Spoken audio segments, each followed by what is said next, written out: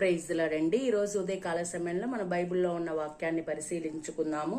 యెషయా 9వ అధ్యాయం 6వ వచనం. ఏలయనగా మనకు శిశువు పుట్టెను, మనకు కుమారుడు అనుగ్రహించబడెను, ఆయన భుజము మీద రాజ్యభారములను, ఆశ్చర్యకరుడు, ఆలోచనకర్త, బలవంతుడైన దేవుడు, నిత్యుడగు తండ్రి, సమాధానకర్తయగు అధిపతి అని అతనికి పేరు పెట్టబడెను. ఆమేన్. Praise the lord. చూసారండి, ఈరోజు మనం ఆరాధిస్తున్నటువంటి, గౌరవిస్తున్నటువంటి, పూజిస్తున్నటువంటి, వెంబడిస్తున్నటువంటి దేవుడు ఎంత గొప్ప దేవుడు. నీకు ఆలోచన లేదా?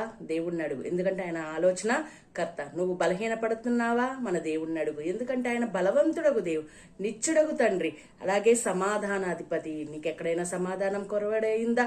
ప్రభువా, నాకు పలానా వ్యక్తితో సమాధానం లేదు, లేదా పలానా పరిస్థితులలో సమాధానం లేదు, దయచేసి నన్ను జ్ఞాపకం చేసుకోను అని అడిగినట్లయితే దేవుడు మనకి సమాధానాన్ని అనుగ్రహించేటటువంటి వారై ఉన్నారు. కాబట్టి ఈ వాక్యాన్ని బట్టి ముందుకెళ్దాం. Praise the lord. ఆమేన్.